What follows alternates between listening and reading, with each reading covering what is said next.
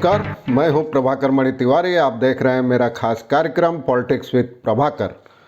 आज चर्चा करूंगा पश्चिम बंगाल में सत्तारूढ़ तृणमूल कांग्रेस में जारी उठापटक की और ममता बनर्जी के फैसले की, जिन्होंने एक ही झटके में अध्यक्ष के अलावा पार्टी के तमाम सांगठनिक पद खत्म कर दिए हैं। पार्टी में बीते कुछ दिनों से एक व्यक्ति एक पद की नीति लागू करने पर विवाद चल रहा था। पुरानी पीढ़ी और नई पीढ़ी के नेताओं के बीच दूरियां लगातार बढ़ रही थी।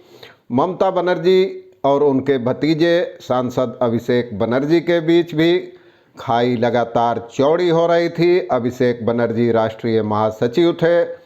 उनके करीबी लोग संकेत दे रहे थे कि सोमवार को गोवा में होने वाले विधानसभा चुनाव के बाद वो अपने पद से इस्तीफा दे सकते हैं। तो ये तमाम चीज़ें चल रही थी। इसके बाद ममता ने शनिवार को शीर्ष नेताओं की बैठक बुलाई अपने आवास पर और बिना किसी से राय लिए हुए अचानक तमाम सांगठनिक पद खत्म कर दिए और एक 20 सदस्यीय कार्य समिति का गठन कर दिया। इसमें भी जिनके नाम है वो तो दिलचस्प हैं ही, जिनको बाहर रखा गया है ये भी दिलचस्प है। और ये तृणमूल कांग्रेस के गठन के इतिहास में पहला मौका है जब मतभेद सार्वजनिक रूप से सामने आए हैं और तमाम सांगठनिक पदों को खत्म किया गया है। आखिर तक देखिए रिपोर्ट, विस्तार से बताऊंगा कि खबरों के पीछे की खबर क्या है। जैसे तो चैनल को सब्सक्राइब करें, मित्रों परिजनों के साथ शेयर करें और घंटी का निशान दबा दें। इसके साथ ही चर्चा करूंगा लाख टके के इस सवाल पर कि क्या ममता बनर्जी के इस फैसले से पार्टी में जो दूरी पैदा हुई है, मतभेद पैदा हुआ है, उस पर अंकुश लगाने में कामयाबी मिलेगी या नहीं, यह तो भविष्य ही बताएगा। फिलहाल देखते रहिए आज की ये रिपोर्ट और शेयर करें, सब्सक्राइब करें, लाइक करें।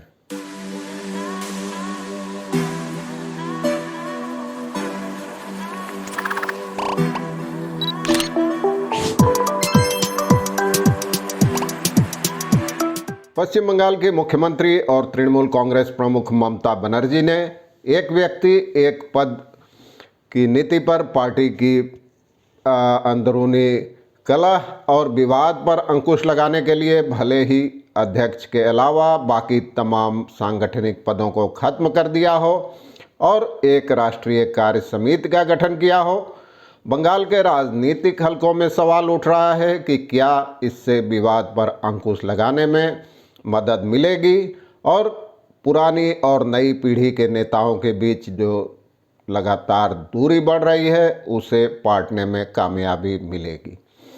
इस विवाद के बाद अब तृणमूल कांग्रेस और उसके चुनावी रणनीतिकार प्रशांत किशोर और पीके के संबंधों पर भी सवाल उठने लगा है। वैसे पार्टी के ज़्यादातर नेताओं का दावा है कि अब यह रिश्ता ज़्यादा दिन तक नहीं चलेगा। खुद ममता ने कहा है कि वे जल्दी ही पीके से बात करेंगी।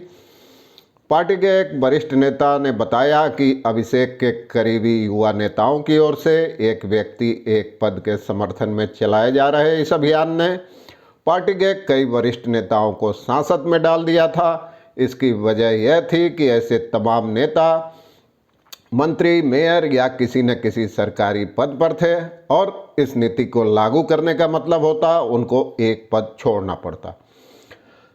शनिवार को जो ममता के आवास पर बैठक हुई उसमें ममता ने पूरे विवाद पर नाराजगी जताई और कहा कि तृणमूल के इतिहास में कभी ऐसा नहीं हुआ था और वे जानती हैं कि इस विवाद के पीछे कौन लोग हैं। बैठक में शामिल एक नेता ने बताया कि ममता ने कहा जो भी हुआ है बहुत खराब है और इससे पार्टी की साख को नुकसान पहुंचा है। आपको बताऊं कि ममता के भतीजे और डायमंड हार्बर के सांसद अभिषेक बनर्जी और उनके करीबी नेताओं ने ही सबसे पहले इस नीति को लागू करने पर जोर दिया था। इसके बाद बुआ और भतीजे के बीच कड़वाहट बढ़ने के भी संकेत मिले हैं।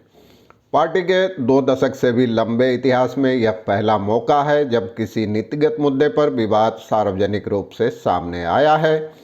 अब तक ममता की हर बात पार्टी में पत्थर की लकीर होती थी।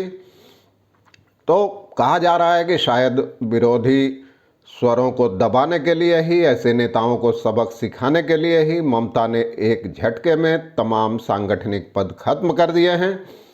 पार्टी के वरिष्ठ नेताओं का कहना है कि ममता ने इस फैसले से पहले किसी से भी राय नहीं ली थी। उन्होंने इसके जरिए यह दिखाया है कि पार्टी में अब भी वही सर्वे सर्वा हैं और उनसे अलग कोई दूसरा गुट नहीं हो सकता, वह चाहे उनका अपना भतीजा ही क्यों न हो।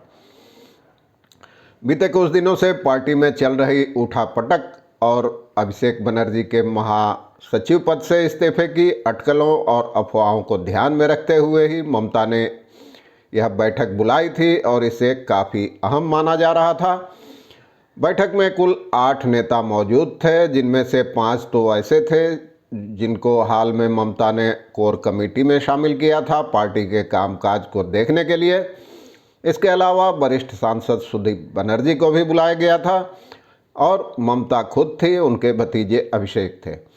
उसी में ममता ने अचानक सांगठनिक पदों को खत्म कर राष्ट्रीय कार्य समिति बनाने का ऐलान किया। अब पार्टी के तमाम मामले कार्य समिति ही देखेगी।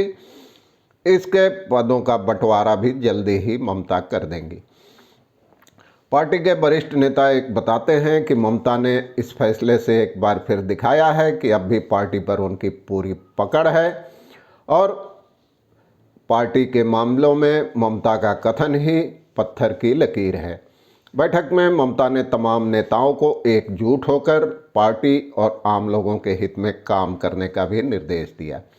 हालांकि किसी भी नेता ने सार्वजनिक रूप से कुछ कहने से इनकार कर दिया है।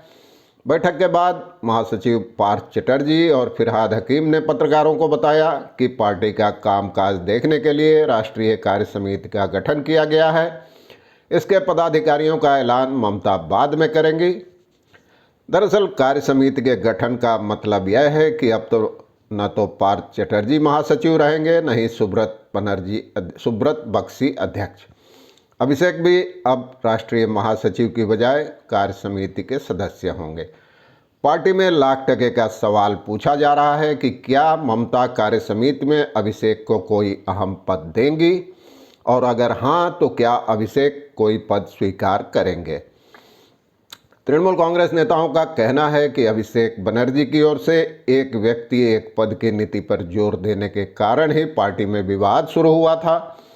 उन्होंने राष्ट्रीय महासचिव बनने के बाद ही इस नीति को लागू करने का प्रयास किया था लेकिन कोलकाता नगर निगम चुनाव में पहले मंत्री और मेयर फिरहाद हकीम के मामले में इस नीति की अनदेखी की गई। इस नीति के उलट उनको मेयर यानी नगर निगम चुनाव का टिकट दिया गया। उसके बाद से ही पार्टी में असंतोष की सुगबुगाहट होने लगी थी।